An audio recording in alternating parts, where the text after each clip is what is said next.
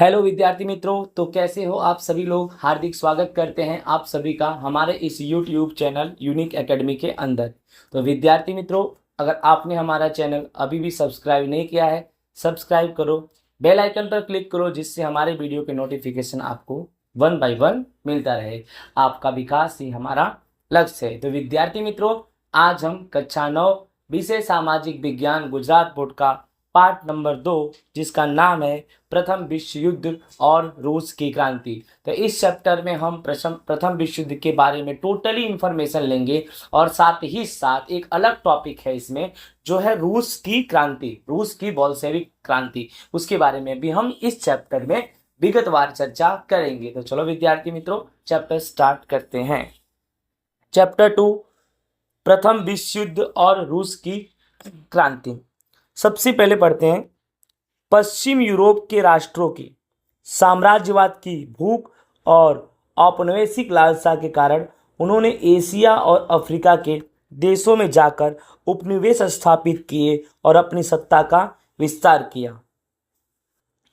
तो विद्यार्थी मित्रों, यूरोप राष्ट्र में पश्चिम साइड के लोग, पश्चिम यूरोप के राष्ट्र, पश्चिम साइड के यूरोप के जो राष्ट्र थे, उनके साम्राज्यवाद की भूख। साम्राज्यवाद का मतलब होता है ऐसा देश जो शक्तिशाली बनना चाहता है, वह राजनीतिक रूप से, आर्थिक रूप से, सैन्य शक्ति के रूप से दूसरे देशों पर अपना प्रभाव, अपना नियंत्रण स्थापित करना चाहता है। इसका उद्देश्य है अपने देश का विस्तार करना, और उसके लिए वह अब दूसरे देशों को भी हासिल करके अपने देश में मिलाना चाहता है। और औपनिवेशिक का मतलब होता है किसी देश में शासन करना, किसी देश को अपना गुलाम बना लेना, उस देश में जितने भी संसाधन हैं उस पर अपना हक जताना, अर्थात औपनिवेशिक या उपनिवेशवाद भी इसको बोलते हैं।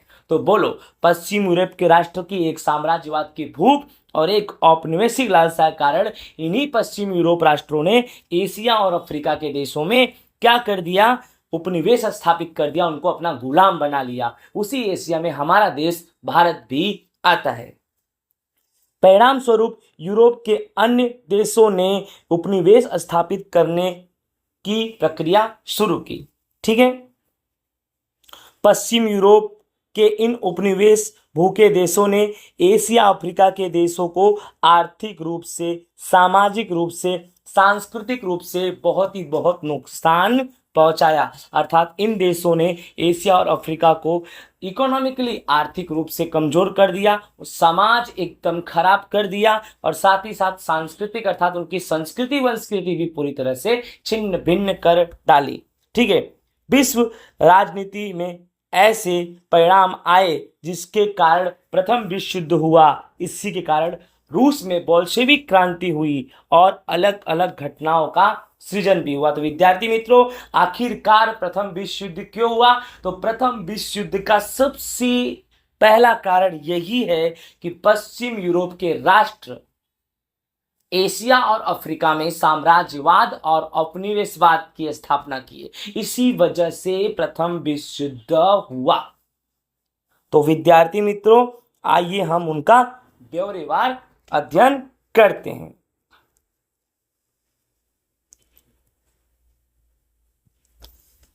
सबसे पहले हम पढ़ेंगे पश्चिम यूरोप और एशिया अफ्रीका में उपनिवेशवाद।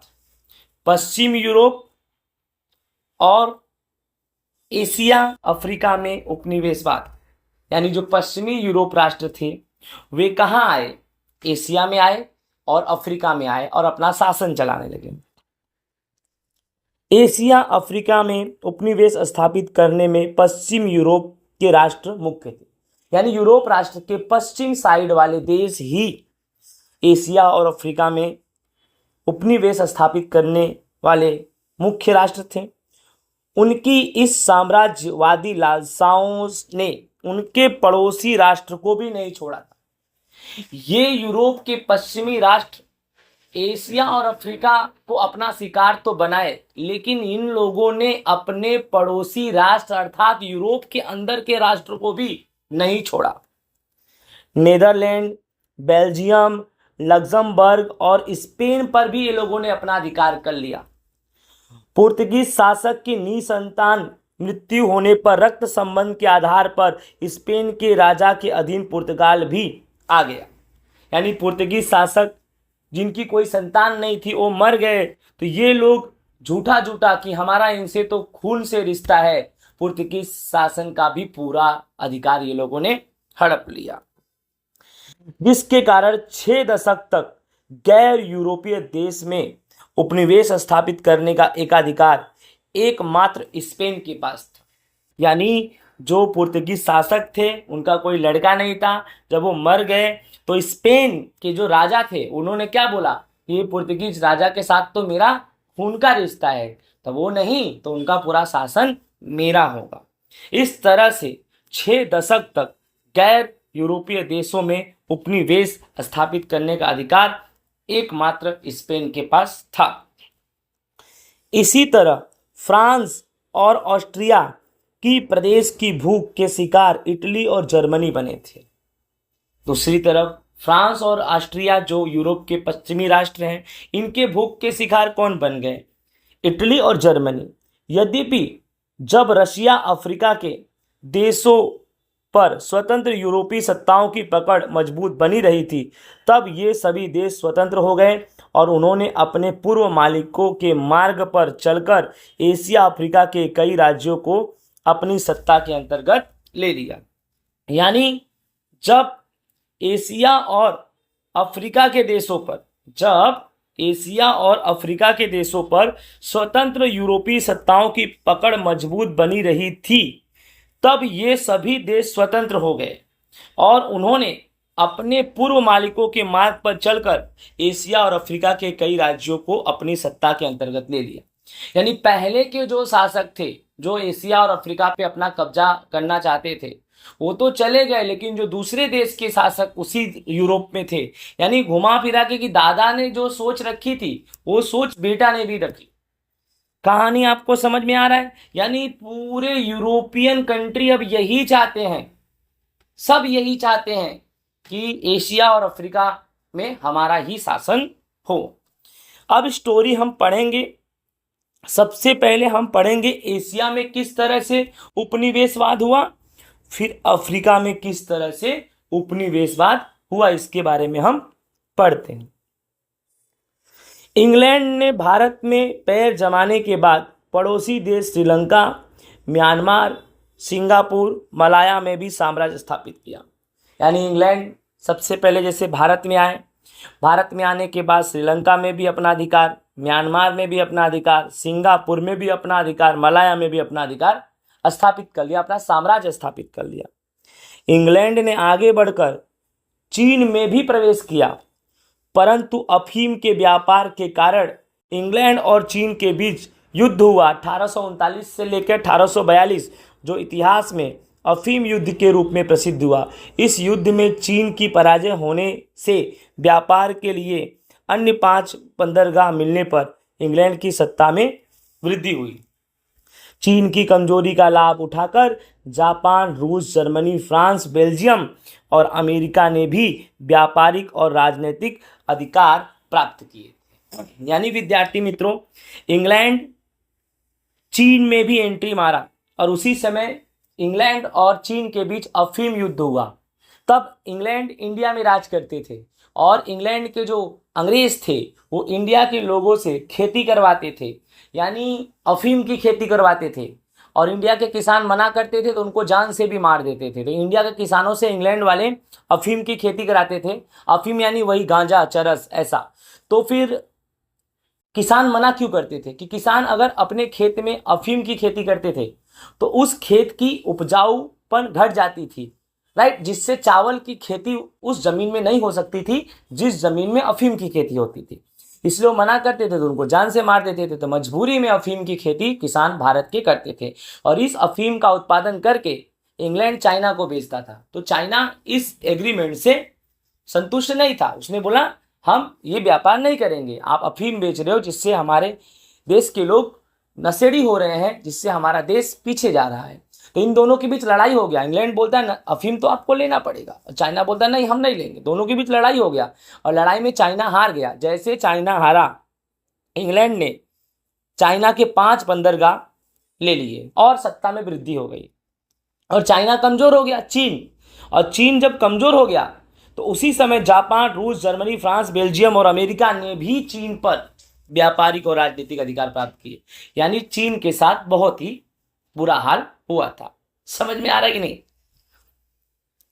पश्चिम, अभी जितनी भी स्टोरी चल रही है सब एशिया की चल रही है। चीन भी एशिया में है, एशिया महाद्वीप में। पश्चिम एशिया के मरुस्थलीय देशों में विपुल मात्रा में निकलने वाले खनिज तेल ने यूरोपियों को उपनिवेश स्थापित करने के लिए आकर्षित किया था। यूरोप पश्चिम एशिया में क्यों आए, ये पश्चिम एशिया में क्यों आए उसके बारे में भी हम जानते हैं। ओके,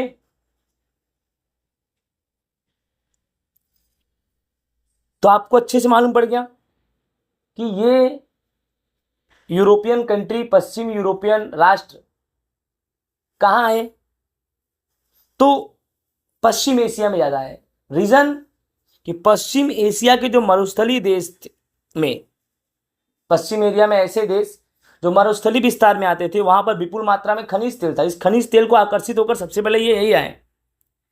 इंग्लैंड, जर्मनी, रूस, अमेरिका ने, इंग्लैंड, जर्मनी, रूस और अमेरिका ने ईरान, इराक, कुवैत, सऊदी अरब और बहरीन में तेल कंपनियां स्थापित करके अपने हितों को सुरक्षित करने का प्रयास किए।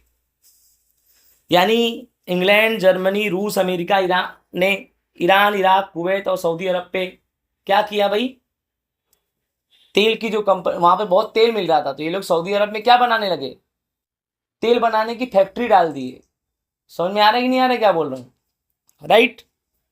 तो इस तरह से ये था एशिया में उपनिवेशवाद। अब पढ़ते हैं अफ्रीका में उपनिवेशवाद। 15वीं सदी के अंतिम भाग में अफ्रीका के दक्षिण भाग में सर्वप्रथम डचों ने उपनिवेश किया। यानी सबसे पहले अफ्रीका में डच आए। इंग्लैंड ने केप में, एक जगह है केप, इंग्लैंड ने केप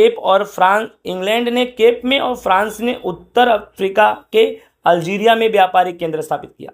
सबसे पहले दक्षिण अफ्रीका में आए कौन, डच। फिर इंग्लैंड दक्षिण अफ्रीका के केप में और फ्रांस उत्तरी अफ्रीका के अल्जीरिया में व्यापारिक केंद्र स्थापित कर लिए। औद्योगिक क्रांति भी उसी समय चालू हो गई और जिसके कारण कच्चे माल की प्राप्ति और तैयार माल की बिक्री के लिए अफ्रीका विशाल क्षेत्र अधिकार में करके अपनी सत्ता स्थापित की। यानी यूरोपियन राष्ट्रों ने, या इंग्लैंड और फ्रांस ने उस समय अफ्रीका में एंट्री मारा जिस समय औद्योगिक क्रांति चल रही थी और इंग्लैंड और फ्रांस को कच्चे माल की जरूरत थी। तो कच्चे माल का स्रोत किसको बना लिया, अफ्रीका को। अफ्रीका से बड़े पैमाने में कच्चे माल प्राप्त करते थे और उससे अलग अलग चीज वस्तु तैयार करके मार्केट में उसको अच्छे भाव में बेचते थे। इंग्लैंड ने इजिप्ट, पूर्व अफ्रीका के कई देश तथा दक्षिण अफ्रीका के प्रदेश अपने केंद्र में स्थापित किए।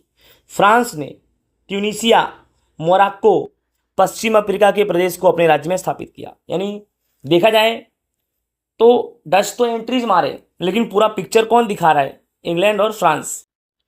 भाई जर्मनी भी आ गया। जर्मनी ने पूर्व तथा पश्चिम अफ्रीका के कुछ प्रदेशों में अपना साम्राज्य विकसित कर लिया। लो, इटली भी आ गई। इटली ने लाल सागर के आसपास अफ्रीकी देशों पर कब्जा किया। स्पेन और पुर्तगाल भी आ गए, वो लोगों ने भी कुछ प्रदेश पर कब्जा कर लिया। इन प्रादेशिक क्षेत्रों को प्राप्त करने की स्पर्धा के बीच बर्लिन में यूरोपीय राज्यों की एक परिषद बैठक हुई 1884 से 1885, जिसमें अफ्रीका के अलग अलग क्षेत्रों को बांट लिया गया। इसके अनुसार समस्त अफ्रीका यूरोप के विविध देशों में बांट लिए गए। स्टोरी तो कुछ ऐसी है ना, 1 बाय 1 यूरोपियन कंट्री अफ्रीका में घुसती है और जितना हो सकता है उतने देशों पे राज करने लगती है, अधिकार स्थापित कर लेती है। और पूरे अफ्रीका में देखा जाए ना तो यूरोपियन कंट्री ही आ गई। अब यूरोपियन कंट्री अपने बीच झगड़े ना हो, यूरोपियन कंट्री के बीच खुद से झगड़े ना होने लगे, तो ये लोग क्या करें, एक मीटिंग की है। और वह मीटिंग 1884 से 85 के बीच की है। उस मीटिंग में जितने भी यूरोपियन कंट्री अफ्रीका के अंदर उपनिवेशवाद स्थापित कर चुके थे या कर रहे थे, वे लोगों ने एक मीटिंग में यह डिसाइड किया कि हम सब लोग मिलके अफ्रीका को पूरी तरह से अपने कंट्रोल में कर लेते हैं। तो एक टेबल रखे, उस टेबल पे एक कागज का टुकड़ा रखे, उस कागज के टुकड़े पे अफ्रीका का नक्शा बना दिए। और उस समय जो जितना पावरफुल था यूरोपियन कंट्री में, जो जितना पावरफुल कंट्री था, वो लोगों ने अपने हिसाब से जो अफ्रीका में थोड़े बहुत जगह बच गए, वो बोला मैं ये लूंगा, वो बोला मैं ये लूंगा, वो बोला मैं ये लूंगा। अफ्रीका देखता रह गया, अफ्रीका को पूरी तरह से तहस नहस कर दिए। पूरे अफ्रीका पे, टोटली अफ्रीका, 100% अफ्रीका एरिया में यूरोपियन कंट्री का पावर, यूरोपीय राष्ट्रों का पावर आ गया। एक तरफ यूरोप के उपनिवेश भूखे राष्ट्र एशिया अफ्रीका के प्रदेशों पर अपना उपनिवेश स्थापित करके अपने अंतर्गत करना चाहते थे। दूसरी ओर जर्मनी और इटली का एकीकरण हुआ। वाह क्या कहानी है। एक तरफ पूरा यूरोप, ध्यान से सुनना मेरी बात को, एक तरफ पूरा यूरोप एशिया और अफ्रीका को अपने कब्जा में करना चाहते थे, और उसी यूरोपियन कंट्री में से दो कंट्री जर्मनी और इटली एक हो गए। ये क्या बोलते हैं, हम ही पूरा लेंगे और किसी को नहीं देंगे। इसीलिए जर्मनी औद्योगिकरण, व्यापारीकरण, उपनिवेशीकरण की प्रतिस्पर्धा में कूद पड़ा था। इस तरह इन तीव्र बदलते जाते प्रवाहों ने उन देशों के राजनीतिक, आर्थिक, सामाजिक शोषण किया और उनका विकास रुक गया, जिससे प्रथम विश्व युद्ध हुआ। यानी प्रथम विश्व युद्ध इन्हीं लोगों के बीच हुआ जो लोग निकले थे दूसरे देशों पर कब्जा करने। बस फर्क यह है, जैसे 30 देश निकलते हैं तो 30 देश की सोच पहले एक ही थी, लेकिन उस 30 में से ये दो निकल गए। सोच वही है, लेकिन वो चाहते हैं कि ये 28 से भी हम आगे रहे। कंपटीशन होने लगा, प्रतिस्पर्धा होने लगा, 28 को खराब लग गया और जर्मनी काफी तेजी से विकास करने लगा, बहुत तेजी से भाई, बहुत तेजी से। और प्रथम विश्व युद्ध का कारण भी जर्मनी ही बना। समझ में आया।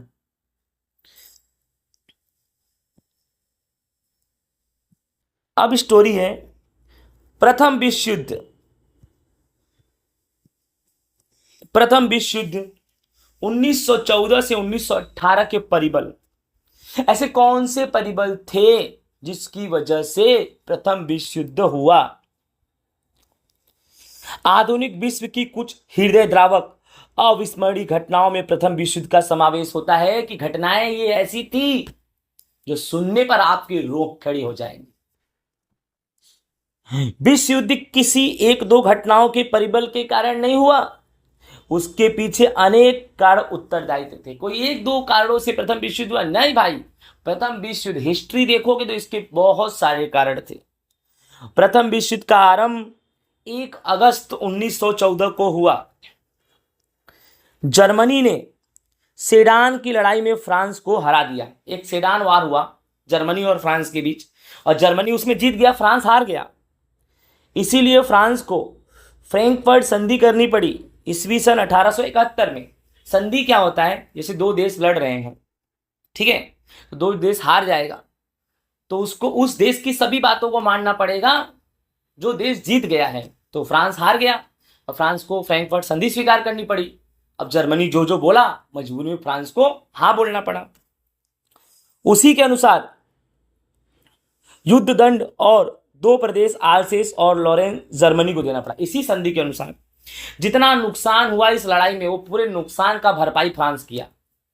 नुकसान जर्मनी को भी हुआ, फ्रांस को भी, लेकिन भरपाई फ्रांस ने किया, अपनी भी भरपाई किया और जर्मनी की भी किया। और फ्रांस ने अपने 2 प्रदेश आल्सेस और लॉरेंस जर्मनी को दे दिया। फ्रांस इस अपमान को कभी भूल ना सका। उसने सोच लिया था जिस दिन मौका मिलेगा बदला तो लूंगा। इस तरह फ्रैंकफर्ट संधि प्रथम विश्व युद्ध का कारण बनी। यानी जर्मनी ने सेडान के वार में फ्रांस को हराया, फ्रांस को गुस्सा आया तो लड़ाई की चिंगारी तो यहीं से हुई। इस तरह एक युद्ध के अंत में दूसरे युद्ध का बीजारोपण हो गया था। एक तरफ जर्मनी और फ्रांस की सेडान की लड़ाई हुई, खत्म, फ्रांस हार गया, लेकिन एक लड़ाई खत्म नहीं हो रही है, दूसरे युद्ध प्रथम विश्व युद्ध की शुरुआत हो रही है। तो कारण में बहुत सारे कारण थे।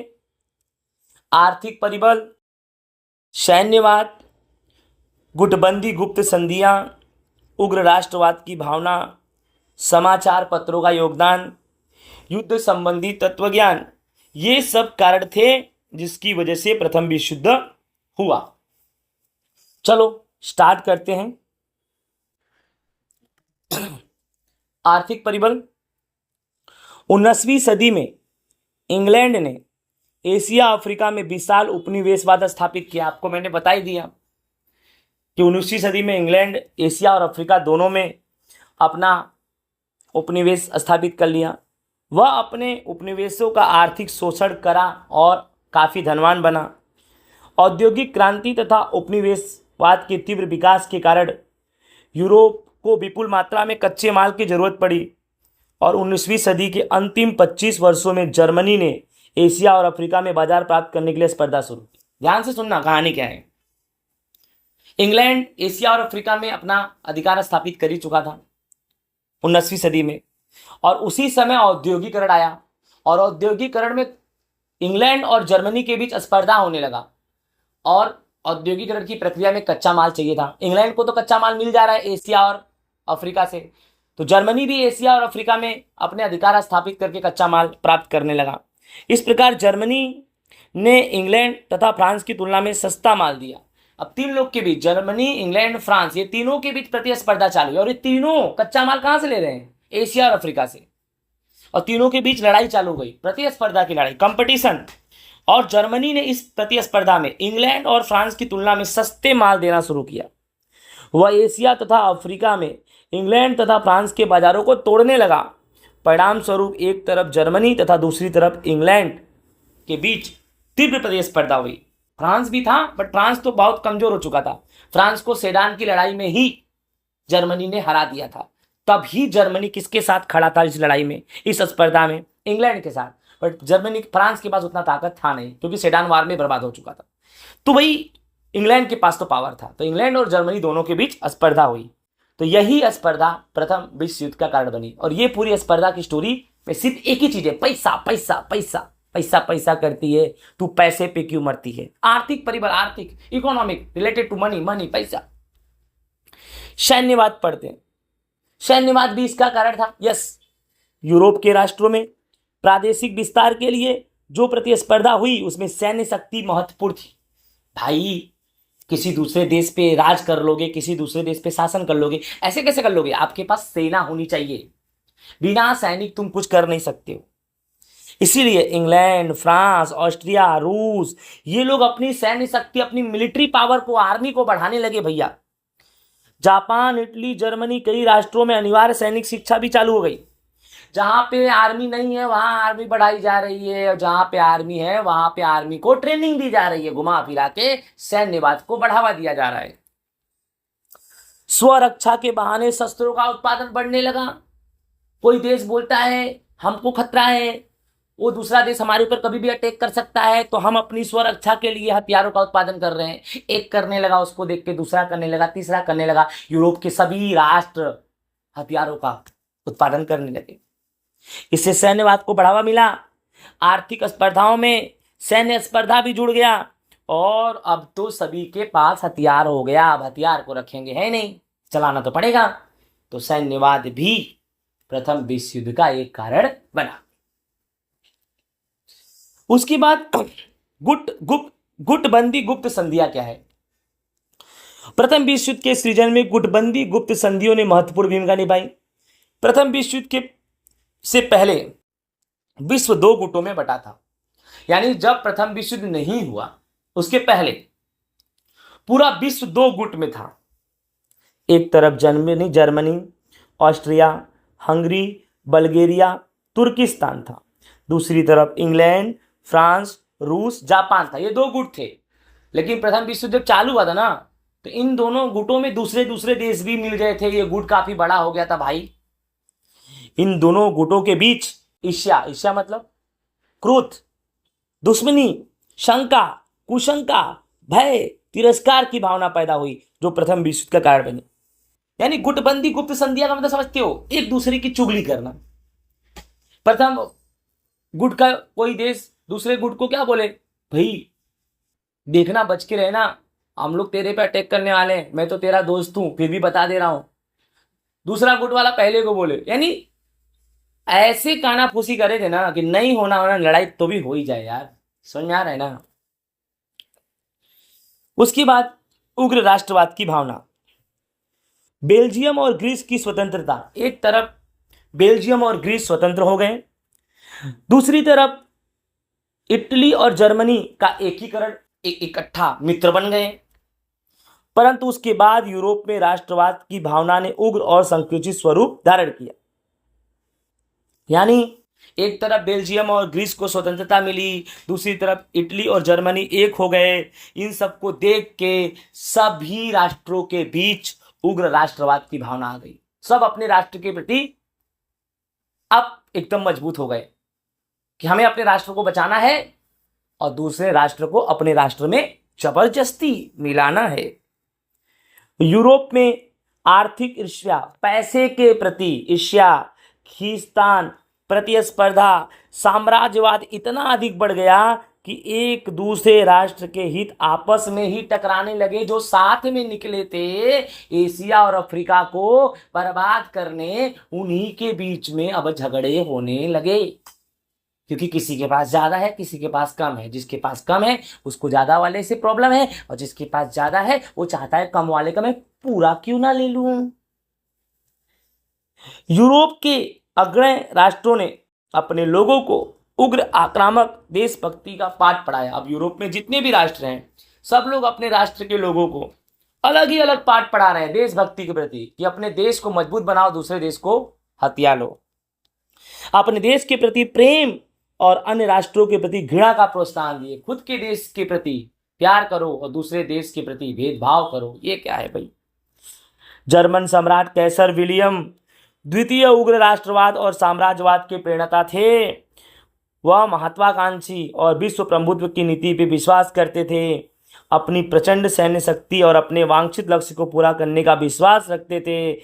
जर्मनी की तरह अन्य राष्ट्रों की युद्ध की भावना फैली और प्रथम विश्व युद्ध परिवर्तन, यानी सब देश के राष्ट्र उग्र राष्ट्रवाद की भावना में सब देश के जो मेन मानस थे, वो लोग जो मेन व्यक्ति थे, वो लोग का यही था कि हमारे देश हमारे लिए सब कुछ है, दूसरे देश को हमें कोई अधिकार नहीं देना और उनका अधिकार छीन लेना है। ऐसा कुछ हुआ। अब इसी में है समाचार पत्रों का योगदान। यूरोप के राष्ट्रों के समाचार की पारस्परिक कटुता, उत्तेजनापूर्ण अतिशयोक्ति और झूठे लेखों ने परस्पर प्रतिस्पर्धी देशों के विरुद्ध जहर उगलकर दुश्मनी की भावना इस तरह भड़काई कि सत्ता में बैठे हुए लोग शांति की स्थापना या समाधान करने का प्रयत्न भी ना कर सके।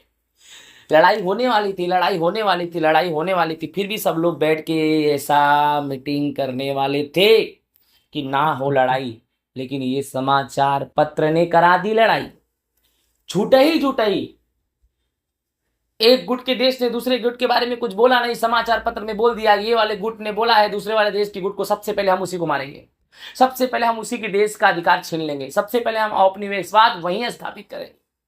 जो कुछ लोग आपस में बोलते भी नहीं थे देश, वो भी समाचार पत्रों में झूठा लिख दिया और लड़ाई ना होकर भी हो गया।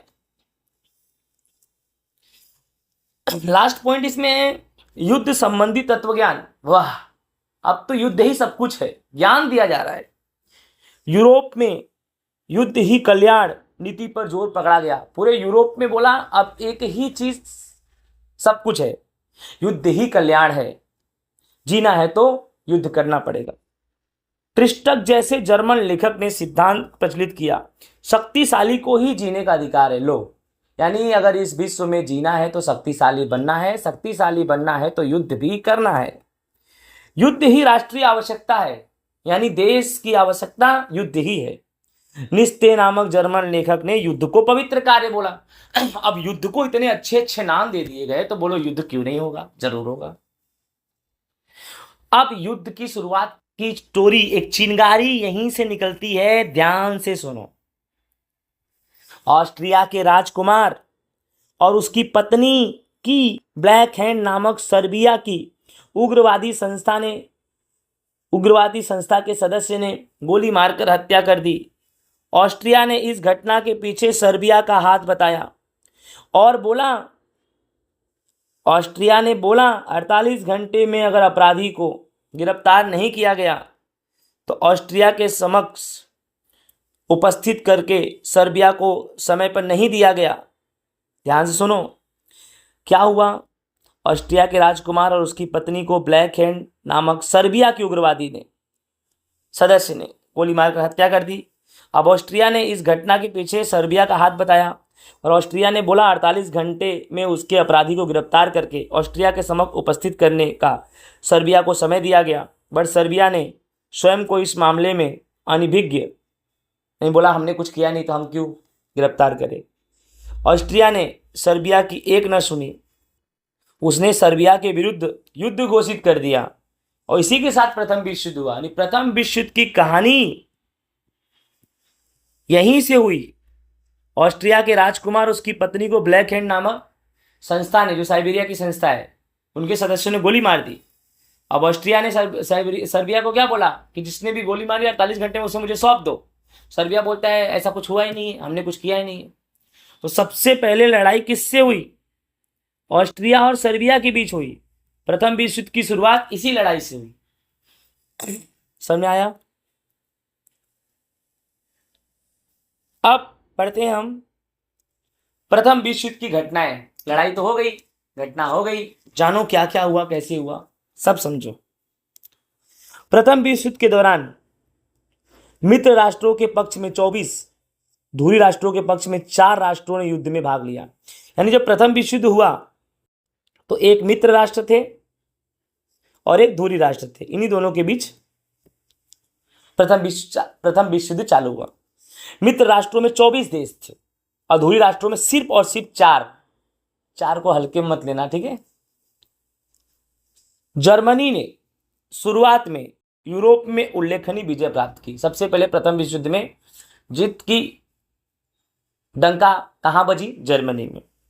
फ्रांस की सेना को उसने नष्ट कर डाला। अरे बाप रे बाप, अब तो छोड़ देता। जर्मनी ने ऑलरेडी पहले से फ्रांस को हरा दिया था लेकिन प्रथम विश्व युद्ध की शुरुआत में फिर से फ्रांस को मारा, उसने नष्ट कर दिया फ्रांस की सेना को। उसने भयानक सबमरीन युद्ध करके जर्मनी ने मित्र राष्ट्रों के अनेक जहाजों को डुबा दिया। भाई पूरी स्टोरी जर्मनी की चल रही है। स्टार्टिंग में तो जर्मनी ही महाभारत का कर्ण था। सबसे पहले फ्रांस को हराया, सबमरीन युद्ध करके यूरोप के न जाने कितने मित्र राष्ट्र, खुद भी यूरोपियन था, बहुत सारे मित्र राष्ट्रों के, यानी सबमरीन युद्ध करके मित्र राष्ट्रों के बहुत सारे पानी के जहाजों को डुबा दिया। टैंकों से जहरीली गैस निकली, लाखों सैनिक नागरिक मर गए। रूस में क्रांति 1917 में हुई, इसीलिए रूस युद्ध से हट गया। बस यही कहानी तो थोड़ी सी अधूरी रह जाती है। रूस भाग नहीं ले पाया था, नहीं मजा आ जाता। रूस भाग नहीं ले पाया था भाई, खुद की उसकी क्रांति, उसके घर में ही लड़ाई चल रही थी, बाहर क्या लड़ेगा बेचारा। तो जर्मनी बहुत पावरफुल बन गया। नहीं तो जर्मनी नहीं, रूस ही रहता। जर्मनी उस समय खूब शक्तिशाली था क्योंकि रूस तो भाग नहीं ले पाया था। उसने एक अमेरिकी स्टीमर ल्यूसिटानिया को डुबा दिया था, जिसमें 147 अमेरिकन सैनिक डूब गए। परिणाम स्वरूप अप्रैल 1917 में अमेरिका मित्र राष्ट्रों के पक्ष में शामिल हुआ। भाई प्रथम विश्व युद्ध की शुरुआत में मित्र राष्ट्र में 24 देश थे, लेकिन अमेरिका नहीं था। अमेरिका युद्ध में भाग नहीं लेना चाहता था, लेकिन जर्मनी ने उस देश पर अटैक कर दिया जो देश इस युद्ध में था ही नहीं।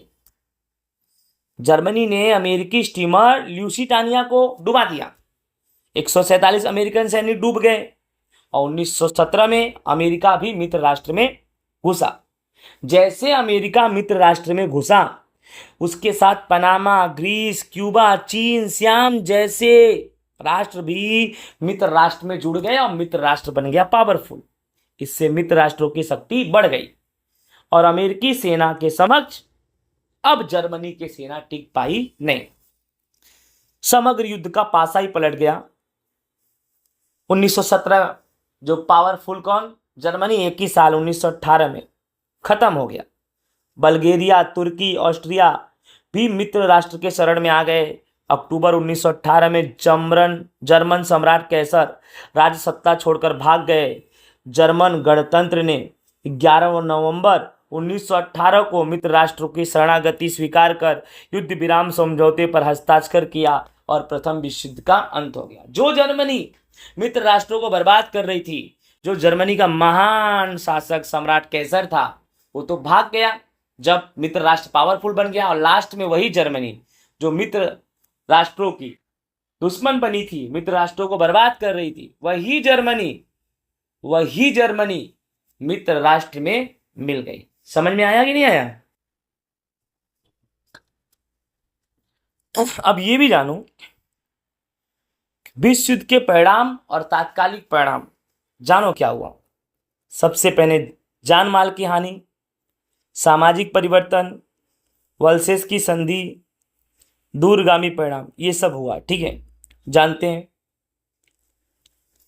लगभग 6.5 करोड़ लोगों ने युद्ध में भाग लिया, 1 करोड़ लोगों की मृत्यु हुई, 2 करोड़ लोग घायल हुए, 70 लाख लोग सदा के लिए विकलांग बन गए। और युद्ध के बाद और भी जानो, महामारी फैली, भुखमरी फैली, हत्याकांड हुए, मरने वालों की संख्या बहुत ज़्यादा थी। युद्ध में कुल खर्च का आंकड़ा 337 अरब डॉलर यानी 6.5 अरब पाउंड हुआ। समझ में आया? सामाजिक परिवर्तन भी हुआ। विश्व के हर एक राष्ट्रों में पुरुष युद्ध में शामिल हुए तो कौटुंबिक यानी पारिवारिक और व्यावसायिक उत्तरदायित्व स्त्रियों के सर पे आ गया, क्योंकि पुरुष तो युद्ध में भाग ले लिए थे और प्रथम विश्व युद्ध में मोस्ट ऑफ हर एक देश भाग लिया ही था। बहुत खतरनाक था सिस्टम भाई, लड़ाई बहुत खतरनाक। घर की चार दीवारी के बाहर आकर व्यावसायिक क्षेत्र में सफलतापूर्वक उत्तरदायित्व संभाला। पुरुषों के राज में स्त्रियां जो चार दीवारी के बाहर नहीं निकलती थी, प्रथम विश्व युद्ध के समय जब पुरुष घर पे नहीं थे, पुरुष युद्ध में भाग लिए थे, समग्र घर की जवाबदारी स्त्रियों पे आ गई। वही स्त्रियां चार दीवारी के बाहर निकली और अपने पूरे परिवार की जिम्मेदारी को संभाली। इसीलिए बोलते हैं भारतीय नारी सब पर भारी। इसमें उनमें पुरुष के समकक्ष होने के आत्मविश्वास में वृद्धि हुई। उन्हें लगा जो पुरुष कर सकते हो हम भी कर सकते हैं, ये मौका है हमें भी कुछ कर दिखाने का। उनमें समानता की भावना का उदय हुआ। परिणाम स्वरूप स्त्री मताधिकार की मांग भी उठी। यही समय था, स्त्रियां बाहर निकली, सब कुछ करी जो पुरुष कर सकते थे, वो पुरुष से कम नहीं है ऐसा उसने पुरुष को बता दिया। अब स्त्रियों भी मांग उठी, अब हम भी वोट देंगे, राइट टू वोट का अधिकार प्राप्त कर लिया। युद्ध के दौरान जीवन जरूरी वस्तुओं के उत्पादन में भी कमी आई थी। इसके अभाव से बेरोजगारी, भूखमरी, हड़ताल, तालाबंदी की समस्या, लोग अपार कठिनाइयों का सामना कर रहे थे। बालकों की स्थिति बहुत दयनीय बन गई थी। समाज में बहुत बड़ा परिवर्तन आ चुका था प्रथम विश्व युद्ध के समय।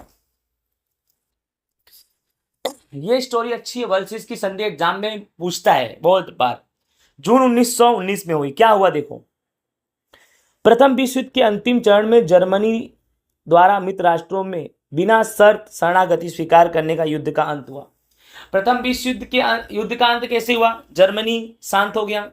अब जर्मनी ने बोल दिया कि भाई मुझे माफ कर दो, मुझसे गलती हो गई, और मित्र राष्ट्र के समक्ष अपने आप को झुका दिया।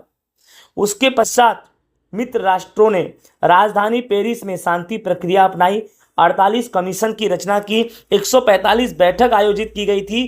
पेरिस शांति सम्मेलन में जर्मनी के साथ समझौते किए गए और वर्सेस एक जगह है, वर्सेस के शीश महल यानी मिरर पैलेस में किए गए, इसीलिए उसे वर्सेस की संधि कहते हैं। यानी एक संधि जो वर्सेस में मिरर पैलेस शीश महल में किया गया, तो उस संधि का नाम ही पड़ गया वर्सेस की संधि।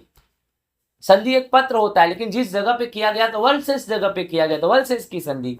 क्या हुआ जर्मनी के साथ सुनो।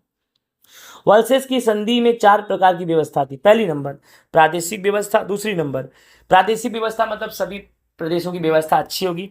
सेना में कमी करो, निशस्त्रीकरण बनो, सेना का बढ़ावा मत करो, हथियार त्यागो, युद्ध हार जाने में किस्त की व्यवस्था करो, यानी जो लोग युद्ध के जिम्मेदार थे वही भरेंगे। अन्य व्यवस्था भी थी। इस संधि में अमेरिका के राष्ट्रपति जो अमेरिका ने भाग नहीं था लड़ाई में, वही इस संधि का मुखिया बना। वुड्रो विल्सन ब्रिटिश प्रधानमंत्री, लॉर्ड जॉर्ज फ्रांस के प्रधानमंत्री, क्लेमेंसो इटली के प्रधानमंत्री, ऑरलैंडो ने महत्वपूर्ण भूमिका निभाई। और ये सब मिलके इस युद्ध का कारण किसको माना? जर्मनी को। जर्मनी के ऊपर 6.5 अरब पाउंड पूरे युद्ध का जो खर्चा हुआ उसी के ऊपर लाद दिया गया। आपको बताऊं, देखो ये रहा पूरा 6.5 अरब पाउंड पूरा किसके ऊपर लाद दिया गया? जर्मनी के ऊपर। और भी जर्मनी का रूहर प्रांत जैसा प्रदेश फ्रांस को देना पड़ा, जो फ्रांस से उसने बहुत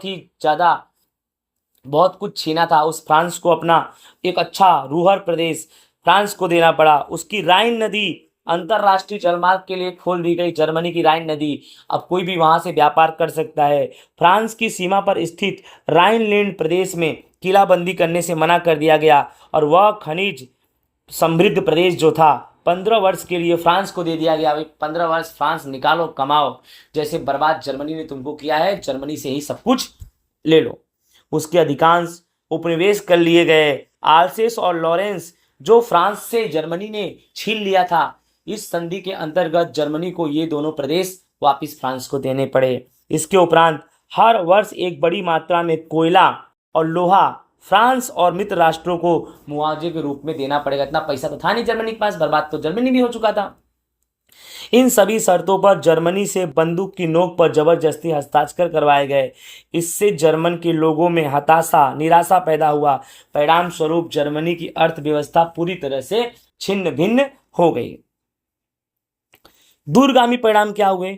युद्ध में जितने भी पराजित राष्ट्र के साथ संधि की गई, जो राष्ट्र हारे उनके साथ जो भी संधि की गई, उसमें बैर की भावना थी। इसीलिए जगत में शांति स्थापित नहीं हो सकी। साम्यवादी रूस को राष्ट्र संघ में स्थान नहीं दिया गया क्योंकि वह प्रथम विश्व युद्ध में था ही नहीं। अमेरिका राष्ट्र संघ में शामिल नहीं हुआ। इसीलिए ऐसा कह सकते हैं, प्रथम विश्व युद्ध की शांति प्रक्रिया में ही द्वितीय विश्व युद्ध का निर्माण हुआ। यानी प्रथम विश्व युद्ध खत्म तो हो गया, लेकिन ऐसी शांति प्रक्रिया जिसमें यह डिसाइड किया जाए कि भविष्य में द्वितीय विश्व युद्ध नहीं होगा, लेकिन कोई तैयार नहीं हुआ इसके लिए। राष्ट्र संघ की स्थापना की गई तो अमेरिका उसमें शामिल नहीं हुआ, राइट। और साम्यवादी रूस को राष्ट्र संघ में स्थान नहीं दिया गया। घुमा फिरा के जितने पराजित देश थे उनकी भी अलग ही सोच विचार थे।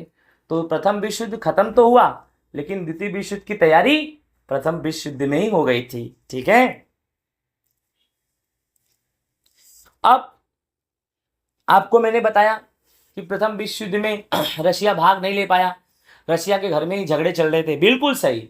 रूस में एक क्रांति चल रही थी, 1917 की बात बता रहा हूं, बोल्शेविक क्रांति। इसीलिए रूस, इसी क्रांति की वजह से रूस प्रथम विश्व युद्ध में भाग नहीं ले पाया था। ओके।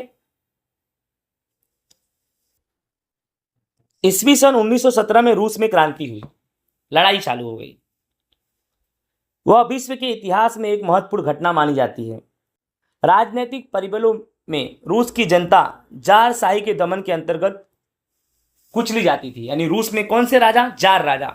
और उनका जो नीति था बहुत दमनकारी नीति था, प्रजा उनसे खुश नहीं थी। रूस में वंश परंपरागत रूप से आने वाले सभी जार राजा तानाशाह थे, निरंकुश शासन चलाते थे। ये वंश परंपरागत रूप से आते थे, यानी पूरा जार का एक खानदानी था। बाप मरे तो बच्चा मरेगा तब तक उसके दूसरे बच्चे तैयार हो जाते थे। चलो वो तो अच्छी बात है, चलो कोई बात नहीं, परंपरागत रूप से रहो। लेकिन ये राजा तानाशाह थे और निरंकुश शासन चलाते थे, जिससे प्रजा बहुत नाराज थी। जार शासन में प्रजा के पास कोई अधिकार नहीं था। प्रजा पर उन राजाओं की निरंकुश जारशाही इतनी अधिक कठोर थी कि कोई व्यक्ति अधिकार मांगे तो उसके ऊपर अत्याचार, दमन, जुल्म किया जाता था।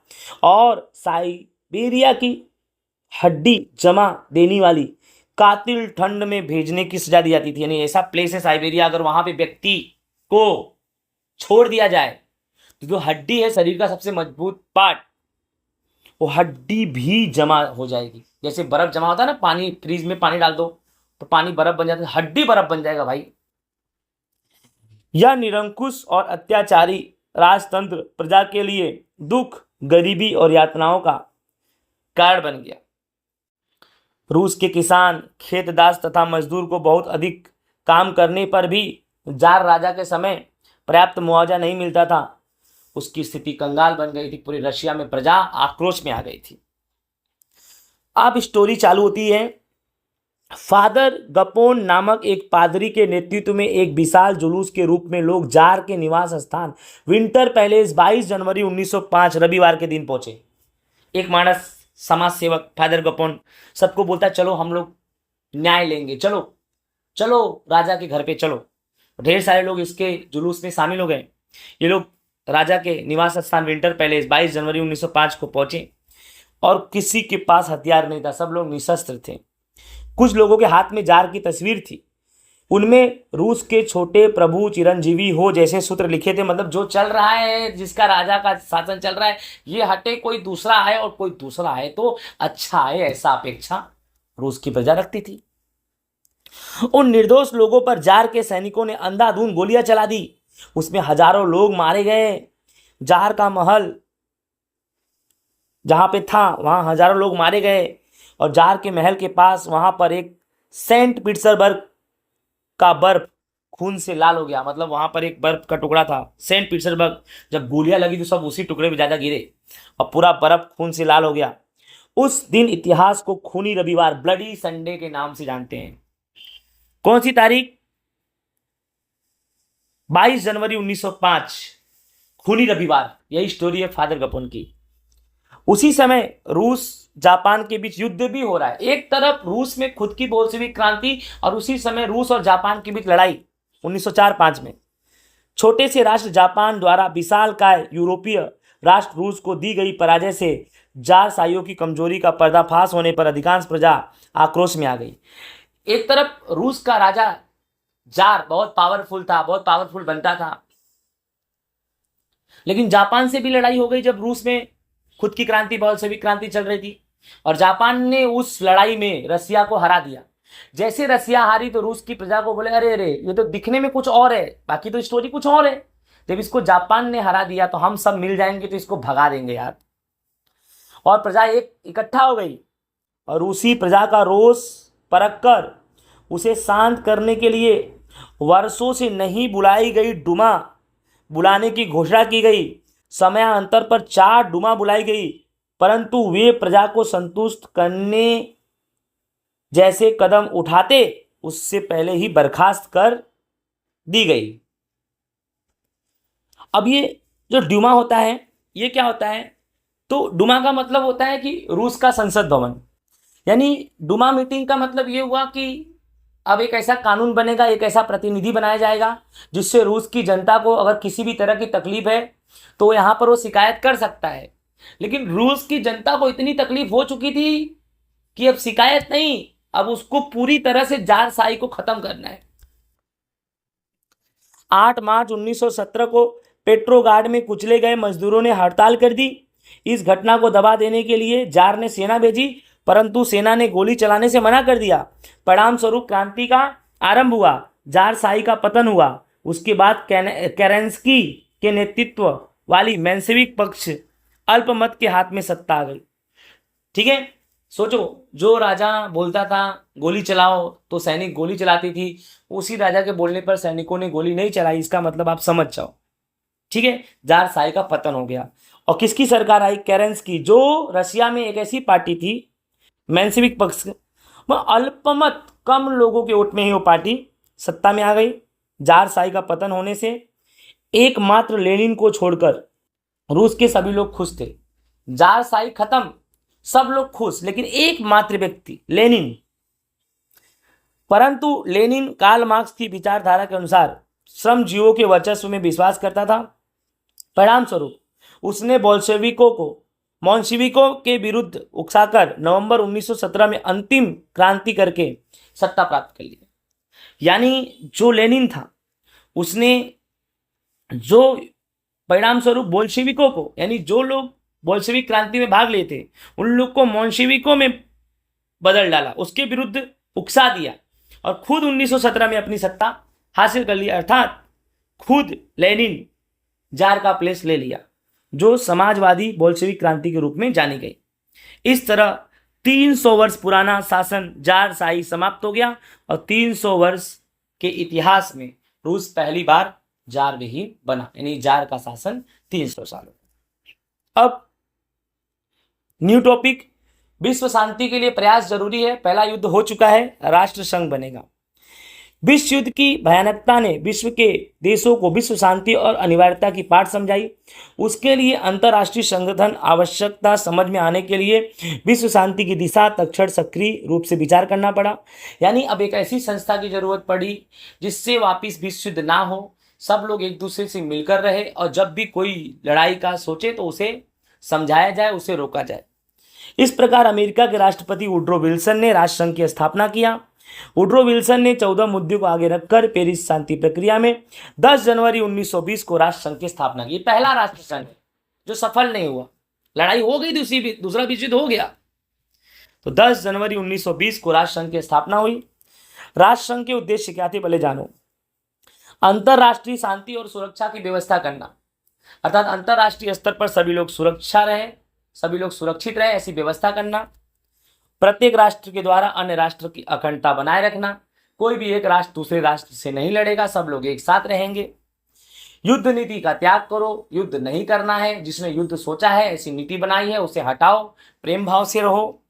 अंतरराष्ट्रीय संबंध विकसित करो, पूरे इंटरनेशनल लेवल पर एक दूसरे के साथ मिलजुल कर व्यापार धंधा करो, खुद आगे बढ़ो, दूसरों को भी आगे बढ़ने दो, लड़ाई को हटा दो माइंड से। अंतरराष्ट्रीय झगड़ों को शांतिपूर्ण ढंग से मध्यस्थता से हल निकालेंगे। कभी दो पार्टी के बीच में, दो देश के बीच झगड़ा होगा, दोनों देश को बुलाएंगे, समझाएंगे, दोनों के फेवर में बात करेंगे।